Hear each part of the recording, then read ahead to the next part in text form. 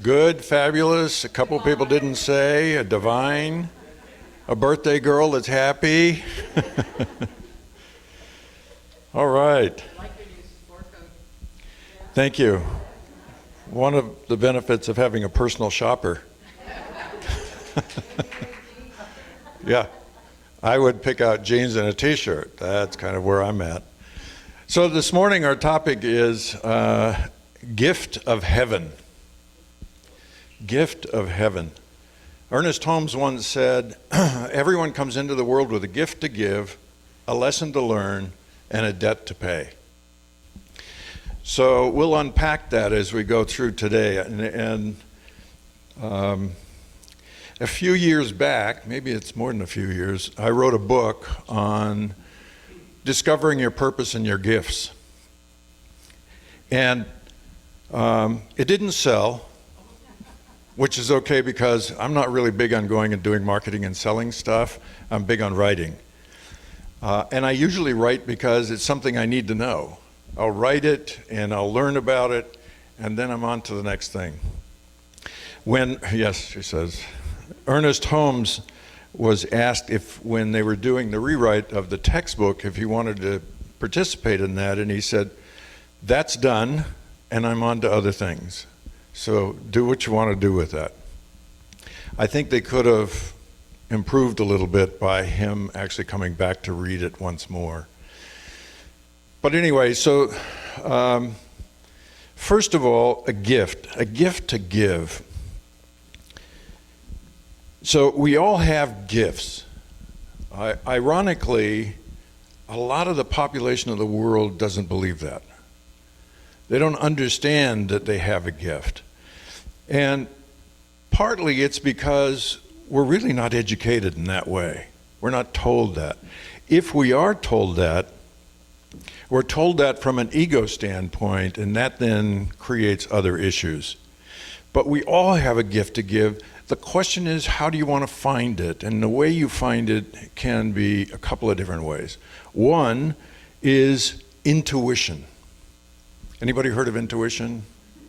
Yeah, okay. Those that didn't raise their hand, you're going into my class.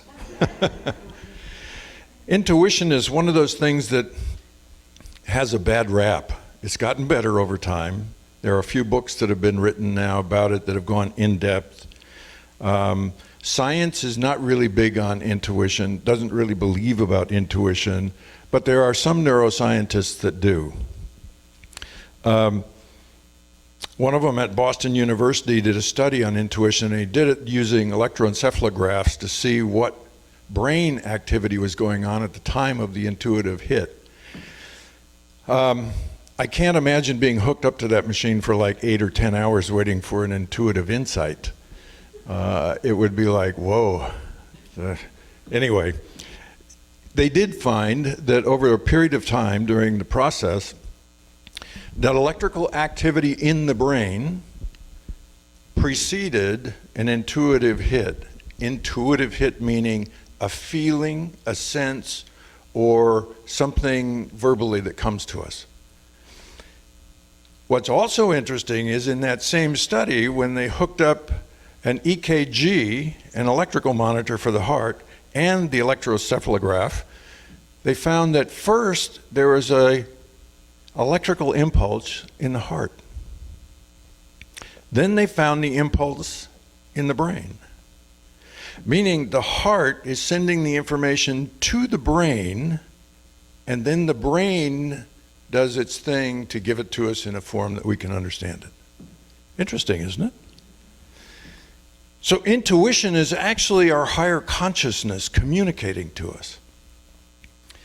But we so often dismiss it that we rarely understand that we have it. We could be driving down the street and get this sense that we need to turn left, but our GPS is telling us to turn right. And when we don't turn left and we turn right, we find out there's a dead end where there's something wrong with the road. And we go, why didn't I pay attention to that, whatever that was that came through? That's actually a really important thing for us, Because the moment you recognize that you could have paid attention to the intuitive insight, it says the next time it comes up, you're going to think twice about that. And if you turn right the second time, you're really going to say something to yourself about that. So the intuitive insights come from a place that is right at the very cusp of the highest level of consciousness. I remember my first experience with intuition that made such a huge impression on me. In the 70s, I was living in San Diego, and we were moving up to San Francisco, and we had just moved to San Francisco, and we were getting a house in San Rafael there, and I had clients that were all down in Los Angeles. So I went down to Los Angeles on a Wednesday, and then on a Friday, I was going to drive all the way back. Well, that's about a 10-hour drive. And I was on the Hollywood Freeway in LA. It was a rainy night, dark night, and one of those nights when all the lights glistened right in your eyes. Have you ever been in that situation? The rain just kind of glistens off the highway. And I was driving along, and I was thinking about the meeting that I had just come from. And all of a sudden, I heard this loud voice. And the loud voice said, "Get off the road, get off the highway." And I thought, I actually turned around to look and see if somebody had gotten in the car in the parking lot or something. And I was a little disturbed by it, and the radio wasn't on. I didn't know what to think about it. And then I heard it again, and an exit was coming up. And I thought, okay, I'll just get off and get something to eat. See how the rational mind goes? Yeah, I'll get something to eat, no big deal. Halfway down the exit, I passed out. And when I passed out, the car rolled down the exit into the middle of an intersection. The next thing that I knew, I was coming to, there was a bunch of cars honking their horn at me. And I realized what had happened, and I tried to start the car. The car was already going. I was soaking wet. I was wearing a three-piece suit at the time. My whole suit appeared as though I'd been out in a rainstorm. Well, I tried to get out of the way of the traffic. I made a turn there, and then I saw this Chevron gas station right there on Lankershim, and I pulled in and passed out. I had no idea what was going on, obviously. I was trying to stay together, and you know when you're in that in-between when you're passing out and you start to see the sparkles and stuff? I was trying to manage that at the same time just going dark. And finally, there was no cell phones then. Finally, I got out of the car, and I couldn't really walk, I found out. So I had to crawl to a payphone. I crawled over to the payphone and passed out. And finally, I got up somehow and called my father-in-law at the time, who was living in Pasadena. And I got back in the car and locked it, and I was out again. This time I was out for about an hour, because they arrived about an hour later, got me out of the car and asked me if I wanted to go to the hospital, and I said, no, just take me to the house. And the next day, I was feeling fine. So I got in the car and I took off for San Francisco. Well, that was my intuition that was really active and did a really good job of saving my life at that time. So that whole thing was a precursor to the fact that I had gotten cancer, and it was beginning to show up. So that cancer precipitated a near death, and the near death precipitated a very heightened intuitive sense. And from that point on, I realized how I hadn't paid any attention at all to the voice or to the feeling. Sometimes our intuition comes to us as a feeling of something heavy or something light. We feel that there's something wrong with the situation, which can also be our interaction with the energetic field between people or between things. But the experience of that intuition really opened me up to the fact that our perception and our brain gives us information that is filtered through rose-colored glasses, if you will. It's filtered through what we're expecting to see, hear, feel, taste, touch, and know. And that's not reality. That's our version of reality. Intuition, intuition knows reality, where our particular localized version of the mind doesn't know it that well. So I found in doing workshops, I would use my intuition to help people. Sometimes it was medical, sometimes it was life coaching issue, whatever it might have been. When we first came to the center here, I did a workshop called The Roar from Within. And it was all about your intuition and finding your gifts and your purpose in life, and about intuition. So when Ernest Holmes says everybody has a gift to give, we also have a lesson to learn. Now, it would seem like the lesson to learn comes from our gift. Usually the lesson to learn is giving your gift, because most of us don't follow what we're really here to do in terms of our gift. So we have to learn that lesson. And then the other thing is we have a gift to give, a lesson to learn, and a debt to pay. So what do you think the debt is? The debt is not giving your gift. See how that works? Give your gift, you learn your lesson, and you pay your debt. Don't give your gift, you haven't learned your lesson, and you haven't paid your debt. So how critical is it to learn what your gift is, or gifts? I remember, well, there's a number of different stories, but one of them recently that came up was I was listening to Rupert Spira, and Rupert is a ceramic potter, and he also is a very enlightened spiritual teacher. And he was, at this particular time, really getting a lot of commissions to do his ceramic pottery. Some of his pottery work, he would do the ceramic, and then he would write a poem inside of it. And on this particular occasion, he got a call from the person who commissioned the piece of ceramic, and the person was angry. And they said, "This is not what I really wanted. I can't understand why you did it this way." And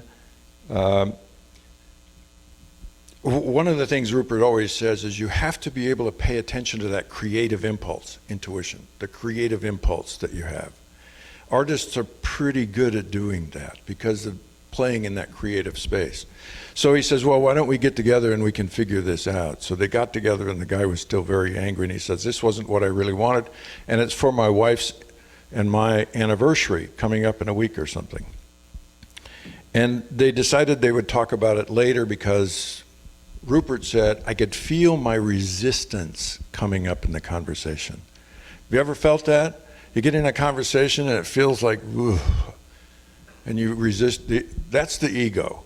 That's the ego going, "This doesn't feel good, I don't like this, and I think I'm leaving now." So Rupert said, "Let's talk about this later." And then he said, "I learned in that moment again what this idea of resistance is about the ego being challenged in being right and doing the right thing and so on." So he let go of that, and time passed, and he hadn't heard from the man who commissioned this until finally he got a call. And the call was, "Rupert, I have to apologize." He said, "My wife loved the piece." And Rupert was relieved, and he said, "You mean I get to keep the 50,000?" So he found two things as lessons. That one was he was really paying attention to his intuition when he was doing that piece, that creative place. And two, he found that his ego got into the mix when somebody didn't like it. So he realized that a lot of us do this almost unconsciously anymore. We don't realize how often we resist what's going on. Somebody will make a statement to you and all of a sudden you go into resistance. When you pay attention to energy, the first thing you'll notice when somebody goes into resistance is the energy gets blocked. It's like the energy drops right there. And we need to find a way for ourselves when we're in that to become aware of it. And I want to talk a little bit about awareness in a minute. So the third thing is, what's your purpose? Purpose means, what do you exist for?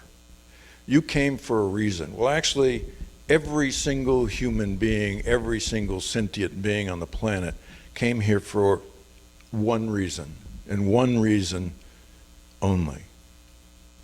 From this highest view, it's spiritual growth. It's understanding the truth of who we are. Because we can move through, the Hindus say we move through millions of generations of animals and so on to get to a human life. The Buddhists tell us that human life is so sacred that if you were to take an oxen's yoke, throw it into the middle of the ocean, not know where it is, if you dove from outer space and you were able to go into the yoke, you'd have a human life.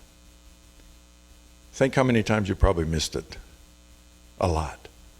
Meaning human life is so sacred, it's rare that we get the opportunity. And our opportunity is to find that spiritual beingness that we are, that awareness which is the essence of who we are. The essence of who we are means that in this room, there are things, chairs, cameras, desktops, computers, right? Those aren't essential because you could take the chairs out, right? You could take everything out of this room and it doesn't impact the room. The essence of the room remains the same. The essence of who we are always has been the same. Always has been the same. I can perceive my body, therefore something's perceiving it. The body is not necessary. I found that out when I passed. The body just went inert. It goes back to the star stuff it was made from. Awareness stays. The mind, the thinking, is not actually necessary. The mind actually is a thinking process. It just generates all of that. But you're not that because you're aware of that. So what's aware? Awareness is like the room. It never changes. It's always there. As Rupert says, all that is or could ever be known is experience. How do you know experience? Awareness. So awareness, we're here to learn that we come from the gross material world of stuff and things to the etherical world of spirituality and awareness. How do we know all of this? We know this from pure experience. The world is generated when you wake up in the morning, right?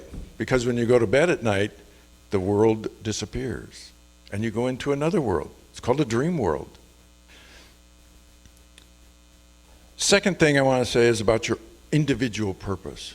Your purpose is here for you to understand your uniqueness in the universe.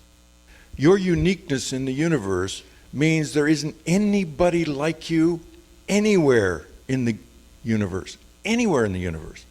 Who you are brings something special to everyone you meet, every place you go, everything that you touch. All of that is unique to you. Without you, the universe is missing that. Who you are, what you're about on your spiritual path is learning who you truly are and giving that gift that you are.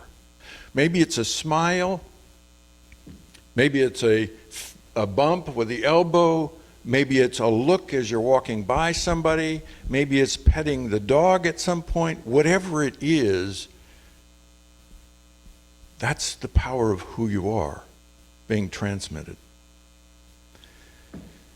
So you have a gift to give, a lesson to learn, and a debt to pay. And you have to give your gift so that that lesson is learned and the debt is paid.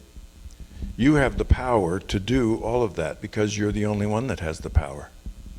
Everybody else's power is different from your power. The only power that's the same is our awareness. Ernest Holmes calls it consciousness. So he says, consciousness knows. The greater mind in consciousness knows everything. We're a localized mind in consciousness. And it knows what it's taught, what it learns, what it's heard, what it's mimicked, what it's done up until probably age 7, where almost everything we know, every belief we have has been generated at that point.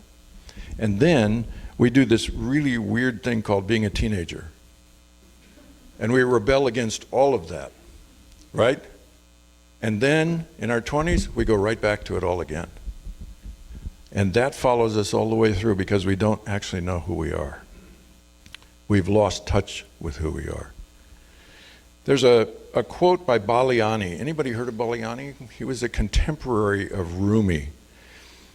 And Baliani said, "To know oneself is to know your Lord." Now this is written back in the 1500s. In those days, the language was couched in religious parlance because you had to be very careful, because if you said the wrong thing, you could be executed very quickly. When he says know your Lord, what he's talking about is know the power of awareness. Knowing awareness is the highest level of consciousness that you as an individual on the planet have. That consciousness moves with you when you pass. That localized mind that makes decisions and has that ability here doesn't there. Whatever the trend, whatever the overriding pattern of your life is, in that last moment, all of that begins to come together.